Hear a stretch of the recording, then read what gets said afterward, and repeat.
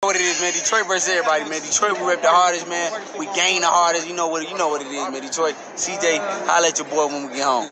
All right, man. Danny Garcia says that Terrence Crawford and Teofimo Lopez is even on paper, but he favors Terrence Crawford. He said that, you know, Terrence Crawford came from 35, T.O. came from 35. He said that Teofimo Lopez is 100 and at 140, he look a lot stronger. He said at 47, he probably be even more stronger. And he said on paper, it's even. Everybody laugh. I mean, hey, that's his opinion.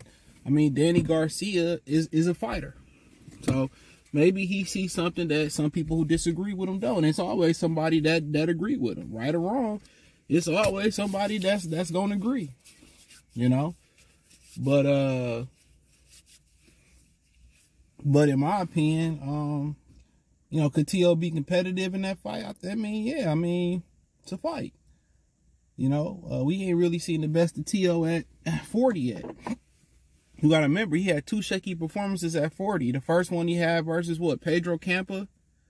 The next shaky performance he had, a lot of people thought he lost versus Sandor Martin, who just signed with Top Rank, and who's Devin Haney mandatory.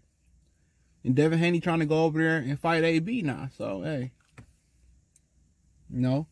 And, you know, that Regis was trying to fight AB instead of Devin Haney. Or after Devin Haney had he won the fight. So,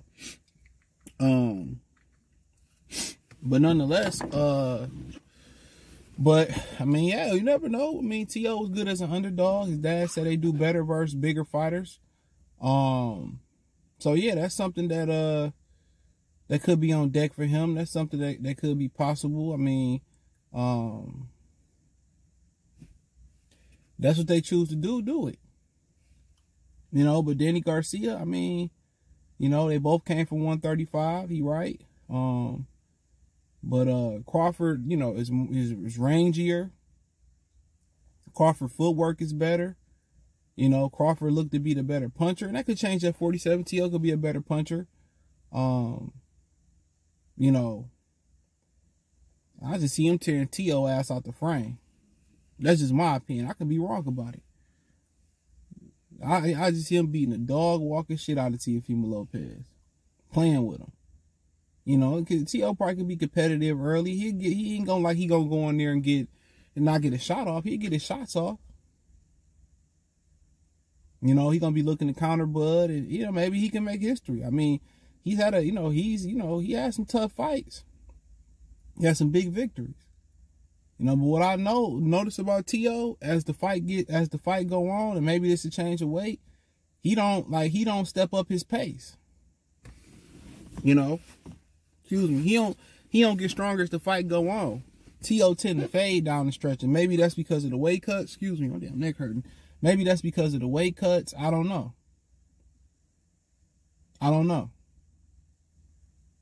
But as the fight go on, he tend to fade down the stretch.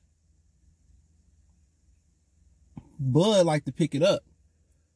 Bud, as the fight go on, Bud get more and more in the rhythm. Bud got a second, third win, and he started to step it up. But like I said before, you know, can I say Danny Garcia hating? I mean, that's his opinion. On paper, I don't see where it's even. You got a guy that got a bunch of knockouts. You got a guy that really ain't had no real competitive fight in Terrence Crawford. You got a guy that was a lineal at 135. You know what I'm saying? You got a guy that was undisputed at 140, undisputed at 47. You got a guy that was lineal at, 135, and a guy that's lineal at 40, but never been undisputed. There's been some disputes there. He didn't fight Devin Haney to get undisputed, and right now he just got the 140, and he had a couple questionable fights. He lost to George Kambosos. A lot of people feel like he lost to Sandor Martin. So, like I said before, he's just the guy they just looking for paydays. Devin Haney and him just looking for paydays at this fight. They looking for fights that's bringing dividends, and I ain't mad at it. But you jump up a little bit too high, your ass get taxed. And really for Terrence Crawford, you can say Teofimo Lopez is more accomplished than Jerron Ennis, okay? But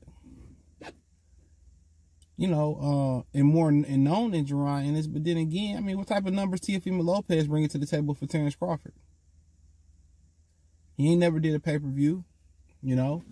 He's still fighting in the theater room. So it seemed like T.O. need Terrence Crawford more than Terrence Crawford need T.O. That's the issue. Terrence Crawford don't need Teofimo Lopez. You know, he ain't the one fighting in theater room and Circus and all these small-ass venues. You know? So, like I said before, if it make money, it makes sense. I think Bud to fight Jerron, Bud to fight Haney, Bud to fight T.O., you know, Bud to fight Tim Tszyu if it makes sense. Financially. You know? If it makes sense, but, you know, going around and saying that you think it's even on paper, but you favor Crawford, I mean, I don't see it being no even fight on paper. I see him spanking the fuck out of Teofimo Lopez. And what's so funny now, Danny Garcia is available. Because the Lara fight been taken away from Danny Garcia, they ordered him to go ahead and fight his mandatory Michael Zephyr.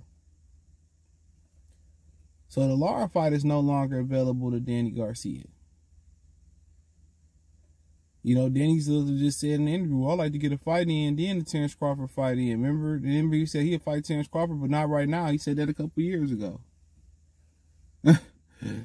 You know what I'm saying? He always, oh, not right now. No. Oh, I need to get active. Like, dog, you fight once every 2 years. You know, what the fuck you mean? It should be now or never. And that's what I said. That's why I found it funny that a lot of dudes in Philly trying to push the narrative that Bud should fight Jerron Ennis, but they never pushed the narrative that Danny Garcia should step up and fight Terrence Crawford for a title. You know what I'm saying? They never pushed that narrative. That was my issue with it. They never pushed that narrative.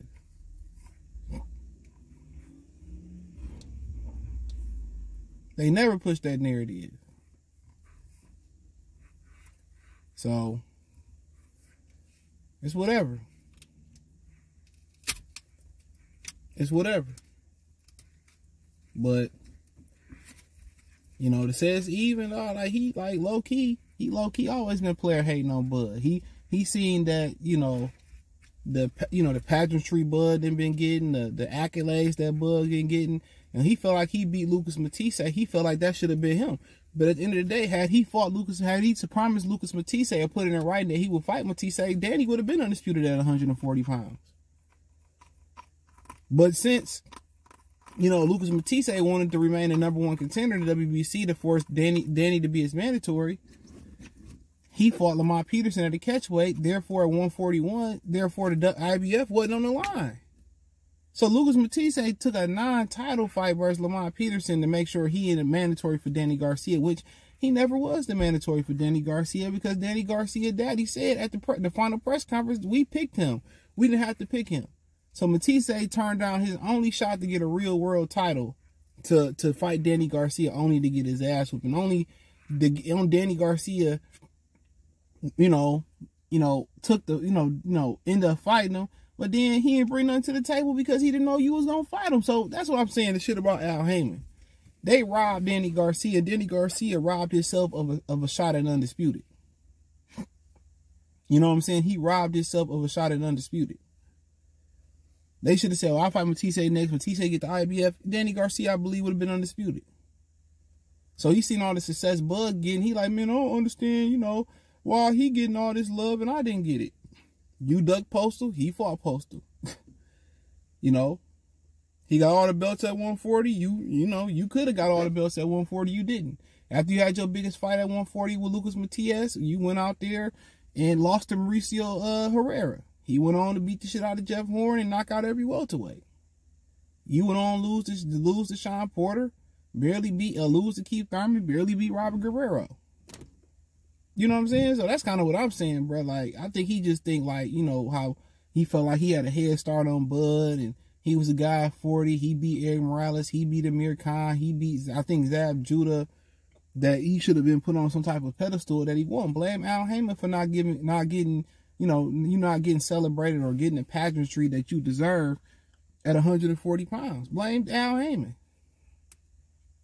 Then he got a lot of hate for the Ralph Sockel fight. Danny Garcia had a lot of momentum beating Eric Morales in Houston for the title. Knocking out Amir Khan. He had so much momentum. Think he knocked out or beat Zab Judah. That dude had a lot of momentum going. And beating Matisse and all those things. And guess what? On the Canelo Floyd undercard, and that momentum, you know, didn't amount to nothing. Terrence Crawford, you know what I'm saying? Top rank, you know, they did a great job with him. HBO didn't want him no more. Went to ESPN and started killing shit. And Danny Garcia looked like that could have been me, but no, you don't have the skill set of Terrence Crawford. He was a good 140-pound fighter. Terrence Crawford's a great overall fighter. So I always thought it's a little bit, he'd be salty. Like, he was in the L.A. and they was asking him some years ago, you know, what you think about Crawford being pound for pound? We don't know. I'm paraphrasing. I don't really see what he did to deserve to be pound for pound. You know, I never was pound for pound, but they give it to Terrence Crawford. That nigga salty. And that's what the PBC way. They'd rather talk shit about you than settle it in the ring. They'd rather talk shit from the sideline and try to degrade you or try to berate you, but you can get in the ring and find out. And he ain't never wanted to get in the ring with Bud. You see when they was in Miami at Canelo, Ivy, and Uterman, Bud pulled up on him. You know, Danny Garcia energy all changed. But you don't see them Philly niggas hoop hollering about that shit. No, you don't. But hey, thumbs up the video, share the video, subscribe to the channel. Next subscribe button is the bell icon button. Hit all notifications, increase your chance to get notifications. We go live and drop video. Hit the link tree. Find me on Twitter, Instagram, Spotify, Anchor, Cash App, Venmo, PayPal, Apple Podcasts, Google Podcasts, the whole nine. Check out the Box News playlist. The interview is on Boxing Scene. Peace.